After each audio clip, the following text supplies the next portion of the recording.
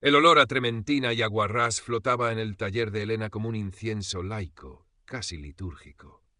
Desde el amplio ventanal orientado al norte, la luz de un otoño sevillano, más dorada que gris, bañaba el retablo del siglo XVII que ocupaba el centro de la estancia.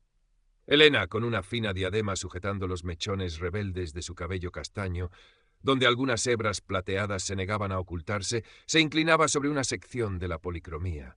Sus manos, expertas y manchadas con pigmentos antiguos, se movían con una precisión quirúrgica, fruto de casi 50 años de vida y más de 20 de oficio. Pero hoy la concentración le era esquiva. La voz del señor Morales, director del Museo de Bellas Artes, aún resonaba en sus oídos, una mezcla de exigencia apenas velada y una sutil impaciencia por los plazos. Este retablo es crucial para la exposición de primavera, Elena. Confiamos en su celeridad. Celeridad. Como si restaurar el alma herida de la madera y el color fuera una cuestión de apretar un botón. Un suspiro se le escapó, mezclándose con el aroma químico. No era solo Morales. Era el peso acumulado de los días, la soledad que a veces se adhería a su piel como una segunda capa de barniz, invisible pero palpable. 7 años desde el divorcio, una fractura limpia en apariencia, pero que había dejado esquirlas en lugares insospechados de su orgullo y su fe en los lazos duraderos. Y hacía poco más de un año la pérdida de su padre, su ancla intelectual, el único que parecía entender su necesidad de silencio y su pasión por rescatar la belleza del olvido. Ahora solo quedaba el eco de sus conversaciones en la biblioteca familiar y este taller su refugio y a veces su celda autoimpuesta. «Necesito aire», murmuró, dejando el finísimo pincel sobre un paño de lino. Se quitó la bata de trabajo y se pasó una mano por la frente. La ciudad la llamaba. Sevilla, con sus laberintos de calles estrechas y sus plazas soleadas, siempre tenía un rincón para el respiro. Sin rumbo fijo, sus pasos la llevaron por el barrio de Santa Cruz, esquivando a los primeros turistas de la mañana. El aire olía a humedad y a los últimos jazmines. Giró en una esquina menos transitada, buscando la sombra, y entonces lo vio. Un pequeño local con una fachada de madera oscura y un letrero de hierro forjado que decía «El Astrolabio, libros y café». Nunca lo había notado antes. La curiosidad, o quizás una necesidad más profunda de encontrar un oasis, la impulsó a entrar. El interior era un remanso de paz. Anaqueles repletos de libros viejos y nuevos ascendían hasta el techo. El aroma a café recién hecho se mezclaba con el perfume del papel antiguo. Un par de mesas de madera desgastada estaban ocupadas por lectores silenciosos. Detrás de un mostrador de roble, un hombre de cabello canoso y mirada serena levantó la vista de un volumen encuadernado en piel. Debía rondar su misma edad, quizás un poco más. «Buenos días», dijo él, con una voz tranquila que encajaba perfectamente con la atmósfera del lugar. «Buenos días», respondió Elena, sintiéndose extrañamente aliviada. «Un café solo, por favor». Mientras él preparaba el café con movimientos pausados y precisos, Elena recorrió con la mirada los lomos de los libros. Había una sección dedicada al arte sevillano. «Veo que le interesa el arte», comentó el hombre, acercándole la taza humeante. Sus ojos grises y observadores tenían pequeñas arrugas en las comisuras, como si sonriera a menudo por dentro. «Me llamo Javier, por cierto». «Elena. Y sí, el arte es mi vida», respondió ella, tomando un sorbo de café. Era excelente. «Soy restauradora». «Fascinante», dijo Javier, apoyándose ligeramente en el mostrador. «Devolverle la vida a lo que el tiempo ha dañado debe ser una labor de mucha paciencia. Y de mucha soledad, a veces». Se le escapó a Elena, sorprendida por su propia franqueza. Javier asintió, comprensivo. «Imagino, pero también de una profunda conexión con la historia, con las manos que crearon esas obras». Le recomendó un pequeño ensayo sobre la pintura barroca sevillana que acababa de recibir. Hablaron unos minutos más sobre la luz en los cuadros de Murillo, sobre el misterio de las tallas anónimas. Elena se sintió cómoda, escuchada. Hacía tiempo que no conversaba con tanta naturalidad con un desconocido. Tomó el libro que Javier le ofrecía. «Volveré», dijo al despedirse, y por primera vez en días una leve sonrisa se dibujó en sus labios. Quizás el otoño sevillano aún guardaba alguna luz inesperada. Los días siguientes, sin embargo, trajeron consigo una sombra persistente. Un correo electrónico de su abogado, con los últimos flecos burocráticos del divorcio, la devolvió de golpe a la amargura de aquel final. No era el papeleo en sí, sino el recordatorio de un proyecto de vida truncado, de la sensación de fracaso que a pesar del tiempo aún picaba como una herida mal cerrada. Se sintió vulnerable, expuesta, como uno de sus lienzos antes de la imprimación, desnudo ante el juicio del tiempo. El taller se le antojó claustrofóbico, el silencio acusador. Casi sin pensarlo, sus pies la guiaron de nuevo hacia el astrolabio. Era media tarde y la librería estaba tranquila. Javier estaba ordenando unos libros en una estantería. Al verla entrar, notó algo en su semblante. Elena intentó esbozar una sonrisa, pero sus ojos, habitualmente tan vivos, reflejaban una tormenta contenida. «Elena, bienvenida», dijo él con su habitual calidez, pero esta vez había un matiz de preocupación en su voz. «¿Un café? ¿O quizás un té? Tengo una infusión de rooibos con canela que es muy reconfortante». Ella asintió, incapaz de articular palabra. Se sentó en una mesita apartada, junto a una ventana que daba a un pequeño patio interior lleno de macetas con geranios. Javier le llevó el té humeante y un pequeño bizcocho de naranja. No hizo preguntas. Simplemente se sentó un momento en la silla de enfrente, en silencio, ofreciendo una presencia sólida y tranquila. Fue ese silencio respetuoso, esa ausencia de curiosidad invasiva, lo que finalmente desató el nudo en la garganta de Elena. A veces siento que no he hecho nada bien», susurró, mirando la taza entre sus manos. No habló de su divorcio directamente, ni de su padre, ni de Morales, solo de esa sensación difusa de desasosiego, de no encajar del todo en su propia vida. Javier la escuchó sin interrumpir, su mirada empática fija en ella. Cuando Elena terminó, con la voz quebrada, él simplemente dijo: «Permítase sentirlo, Elena. A veces, reconocer esas sombras es el primer paso para que la luz vuelva a entrar». Le habló de los kintsugi japoneses, el arte de reparar la cerámica rota con oro, resaltando las cicatrices como parte de la historia del objeto, haciéndolo más bello y único. Elena lo escuchó, conmovida. No eran palabras vacías, ni consejos manidos. Era una comprensión profunda, una aceptación de su vulnerabilidad que la desarmó.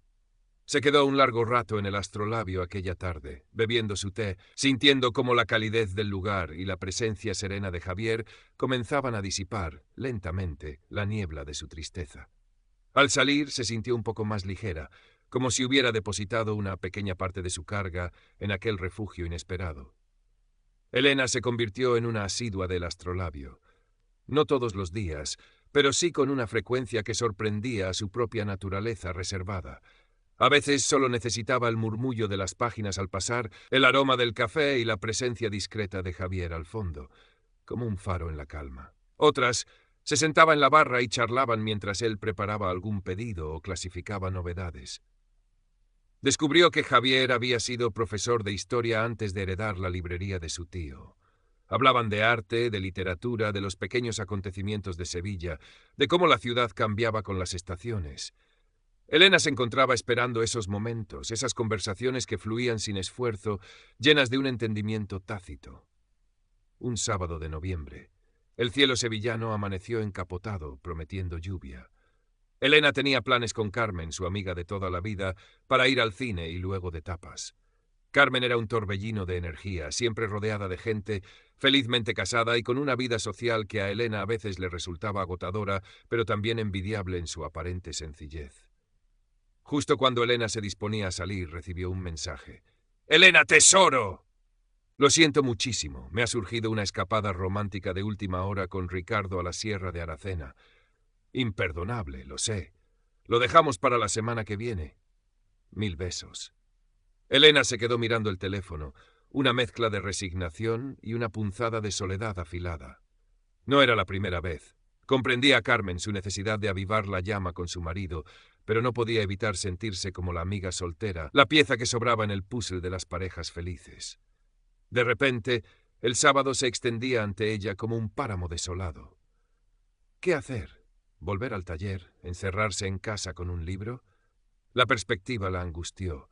Decidió salir a caminar, a mezclarse con el bullicio del mercado de la calle Feria, quizás para diluir su propia melancolía en el anonimato de la multitud.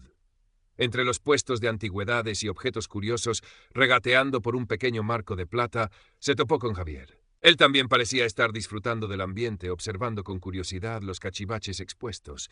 «Elena, qué sorpresa», dijo él, sonriendo abiertamente. «¿Buscando tesoros?». Algo así, respondió ella, intentando disimular su estado de ánimo. Aunque hoy parece que los tesoros me esquivan. Javier notó la sombra en su voz. ¿Todo bien? Elena dudó un instante, pero la franqueza de su mirada la animó. Bueno, mi plan de cine se ha evaporado, admitió con una media sonrisa. Vaya. Pues el mío consistía en encontrar unos azulejos antiguos para la entrada de la librería y luego tomarme unas tapas en Triana. Si te apetece un plan B improvisado, sugirió él, sin ninguna presión en su tono. Elena sintió una oleada de gratitud. Me encantaría, Javier. Gracias. Pasaron la mañana recorriendo los puestos, comentando hallazgos, riendo con las ocurrencias de los vendedores. Javier encontró unos azulejos del siglo XIX con un motivo de pájaros que le fascinaron. Luego cruzaron el puente hacia Triana y se sentaron en la terraza de una pequeña freiduría con vistas al Guadalquivir. Pidieron pescadito frito y manzanilla.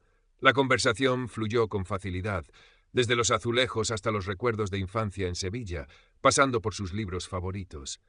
Elena se olvidó de su soledad, de los planes cancelados y simplemente disfrutó del momento, de la compañía inteligente y cálida de Javier. Cuando se despidieron, al atardecer, el cielo comenzaba a despejarse y Elena sintió que una pequeña luz se había encendido también en su interior. El invierno se instaló en Sevilla con días cortos y un frío húmedo que calaba los huesos. En el taller de Elena, el trabajo en el retablo avanzaba, pero también lo hacía una nueva inquietud. Había recibido una oferta tentadora, la posibilidad de dirigir la restauración de unos frescos del siglo XV en un monasterio de la Toscana, en Italia. Un proyecto de 2 años, prestigioso, un sueño para cualquier restaurador. Pero implicaba dejar Sevilla, su taller, la incipiente y reconfortante rutina que había encontrado alrededor de El Astrolabio y de Javier. La idea la aterrorizaba y la excitaba a partes iguales. Llevaba días dándole vueltas, sopesando pros y contras, sintiendo cómo la ansiedad le oprimía el pecho. Una tarde, incapaz de concentrarse, buscó refugio en la librería. Javier la encontró mirando fijamente un mapa de Italia en un atlas de viajes con el ceño fruncido. ¿Planeando una escapada, Elena?, preguntó con suavidad. Ella suspiró. Más bien una huida o una aventura. No lo sé. Tengo que tomar una decisión importante, Javier, y me siento completamente perdida. Le contó sobre la oferta de la Toscana, sus dudas, el vértigo ante un cambio tan radical. Javier la escuchó con su habitual atención, sirviéndole un té caliente sin que ella se lo pidiera. Cuando Elena terminó de exponer su dilema, él no le ofreció soluciones fáciles ni le dijo lo que debía hacer. En lugar de eso le hizo preguntas. ¿Qué es lo que más te atrae del proyecto? ¿Qué es lo que más te asusta? Si cierras los ojos e imaginas ambas opciones, ¿cuál te hace sentir una chispa de, no sé, de vida, aunque sea mezclada con miedo? Sus preguntas la obligaron a mirar hacia adentro, a confrontar sus verdaderos anhelos y temores, más allá de la lógica profesional. Hablaron durante casi 1 hora. Javier no juzgó sus miedos ni ensalzó las oportunidades. Simplemente le ofreció un espacio seguro para explorar sus sentimientos. «Solo tú puedes saber qué es lo correcto para ti, Elena», dijo finalmente. «Pero sea cual sea tu decisión, estoy seguro de que será la adecuada, porque nacerá de una reflexión honesta, y tienes la fortaleza para afrontarla». Elena se sintió comprendida, validada en su confusión. Salió de El Astrolabio sin una respuesta clara, pero con una sensación de mayor calma, como si la brújula interna, aunque aún temblorosa, hubiera encontrado un norte más definido. Pocas semanas después, justo cuando la presión por la decisión de la Toscana alcanzaba su punto álgido, Elena cayó enferma. Empezó como un simple resfriado, pero pronto derivó en una gripe virulenta que la postró en cama con fiebre alta, dolores musculares y una debilidad que la hacía sentirse increíblemente frágil. Vivir sola nunca le había pesado tanto como en aquellos días. Incluso la tarea más simple, como prepararse un té, se convertía en un esfuerzo titánico. Se sentía miserable, aislada y profundamente vulnerable. Hacía varios días que no aparecía por El Astrolabio. Javier al principio pensó que estaría muy ocupada con el retablo o reflexionando sobre su decisión, pero cuando pasó una semana sin noticias, una discreta inquietud comenzó a crecer en él. Casualmente, Carmen entró en la librería buscando un regalo de cumpleaños. Al preguntarle por Elena, Carmen mencionó despreocupadamente que creía que estaba con un gripazo tremendo. Al día siguiente, alguien llamó al timbre del apartamento de Elena. A duras penas se levantó y abrió la puerta, encontrándose con Javier. Él sostenía una bolsa de papel y una pequeña maceta con una violeta africana. «Elena, perdona la intromisión», dijo con una sonrisa amable, aunque sus ojos reflejaban preocupación al ver su aspecto pálido y ojeroso. «Carmen me comentó que no te encontrabas bien. Te he traído unas cosillas». Elena, demasiado débil y sorprendida para protestar, lo dejó pasar. Javier, con una naturalidad que la desarmó, entró en la cocina, le preparó una infusión de jengibre y limón y le ofreció un pequeño termo. «Caldo de pollo casero, receta de mi abuela. Mano de santo», dijo guiñándole un ojo. De la bolsa sacó un par de novelas ligeras y una selección de revistas de arte, para que las horas pasen más deprisa. Elena se sintió abrumada por una oleada de gratitud tan intensa que casi le saltan las lágrimas. Hacía años que nadie la cuidaba así, con esa ternura desinteresada. «Javier, no sé qué decir. Muchísimas gracias. Es demasiado». «No es nada, Elena, un pequeño gesto entre amigos», respondió él, restándole importancia. «Ahora descansa, y si necesitas cualquier cosa, no dudes en llamar». Antes de irse, Javier se detuvo un momento observándola. «A veces», dijo con suavidad, «una enfermedad así nos obliga a parar, a hacer balance. Quizás, cuando te recuperes, veas esa decisión sobre Italia con más claridad. Un descanso forzoso a veces despeja la mente, ¿no crees?». Lo dijo con la mejor de las intenciones, queriendo transmitirle ánimo y perspectiva. Pero para Elena, sumida en la miseria física y la angustia por su futuro, sus palabras, aunque amables, sonaron como si minimizara su sufrimiento actual o la presionara sutilmente a resolver su dilema. Sintió una punzada de decepción. ¿Acaso él también pensaba que todo se reducía a una simple cuestión de despejar la mente? Bajó la mirada, incapaz de ocultar una sombra de tristeza. Javier, observador como era, captó el cambio sutil en su expresión, la forma en que sus hombros parecieron encogerse un poco más. Se dio cuenta de que su comentario, aunque bien intencionado, quizás no había sido el más adecuado para ese momento de extrema vulnerabilidad. «Perdona, Elena», dijo en voz baja, acercándose un poco. «Creo que no he elegido bien mis palabras. Lo último que quiero es añadir más presión. Lo importante ahora es que te recuperes. El resto ya llegará. ¿Hay algo que pueda hacer por ti ahora mismo? ¿Algo que necesites?». Elena levantó la vista, sorprendida por su rápida rectificación y su genuina preocupación. Vio en sus ojos la sinceridad, el arrepentimiento por haberla hecho sentir incómoda. «No, Javier, estoy bien. Gracias, el caldo huele de maravilla», dijo, forzando una pequeña sonrisa. La visita de Javier, a pesar de ese pequeño desencuentro, fue un bálsamo para Elena. El caldo la reconfortó, los libros le ofrecieron una vía de escape, y sobre todo, el gesto de cuidado, la preocupación sincera, la hicieron sentir menos sola en su fragilidad. A medida que se recuperaba, la confianza entre ellos crecía. Elena empezó a permitirse ser más vulnerable, a compartir con Javier no solo sus inquietudes profesionales, sino también sus miedos más profundos. Le habló de su sensación de estar a la deriva desde la muerte de su padre, del temor a que su pasión por el trabajo la hubiera convertido en una solitaria empedernida, incapaz de mantener relaciones significativas.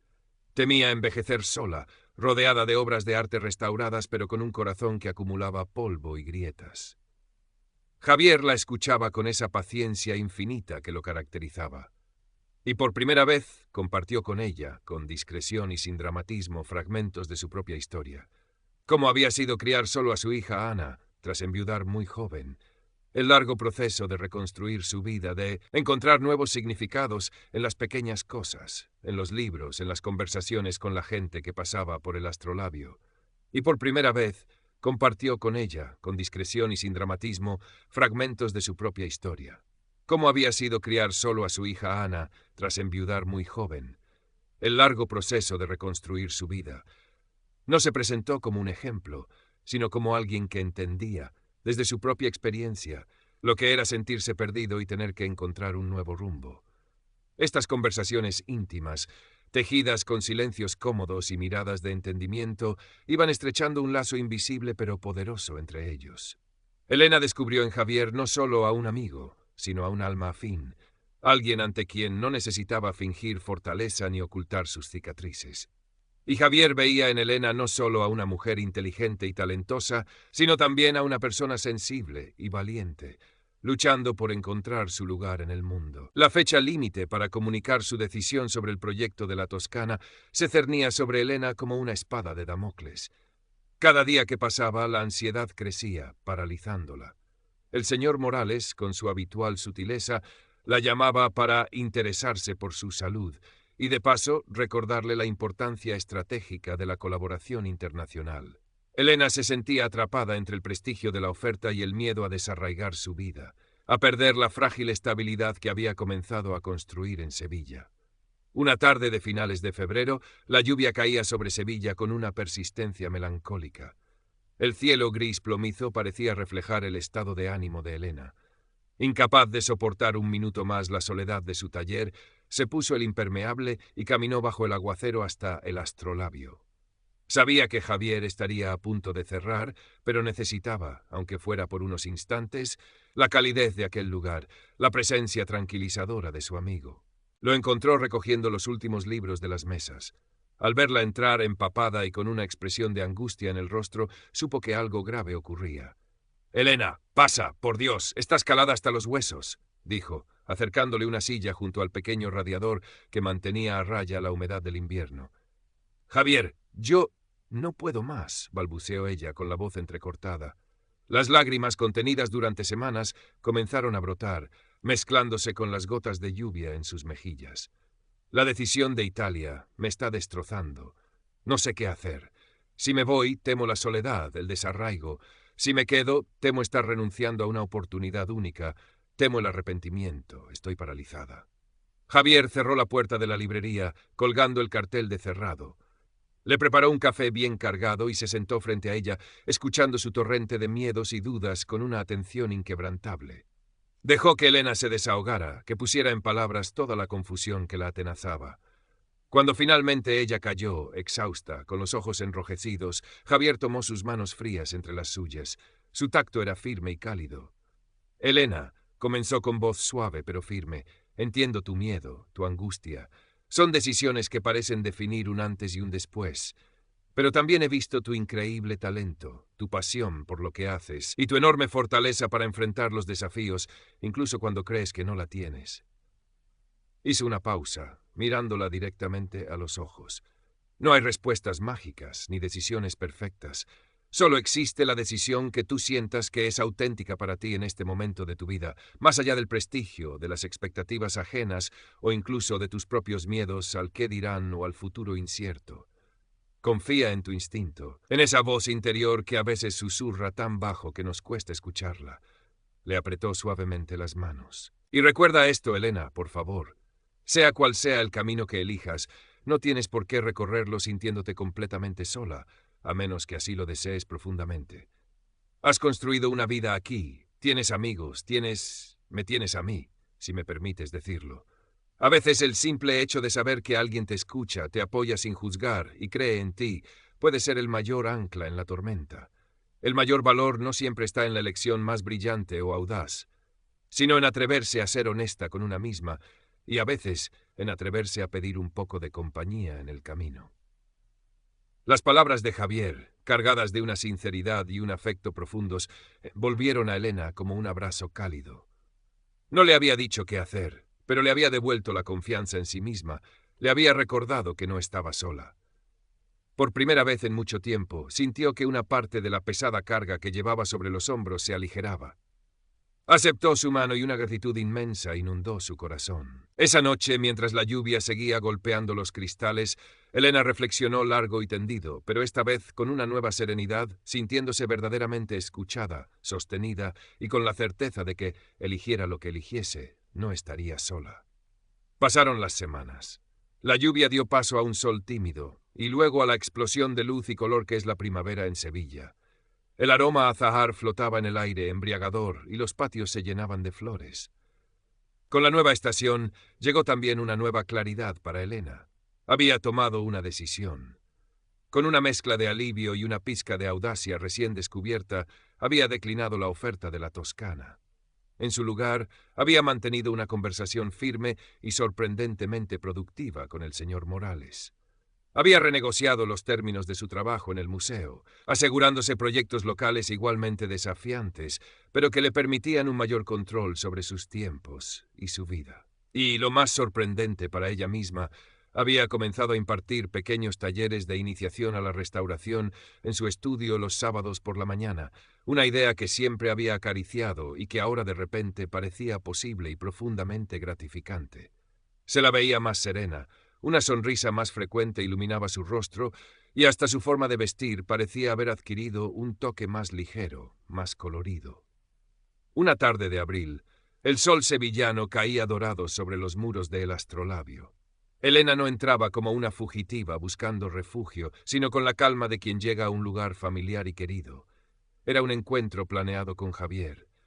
Estaba sentada en su rincón favorito, junto a la ventana, no con un libro de arte entre las manos, sino con una copa de vino blanco y una tapa de queso manchego. Javier estaba al otro lado de la mesita, con una cerveza fría, comentando un artículo del periódico local. Reían con complicidad por alguna anécdota sobre la feria que se avecinaba.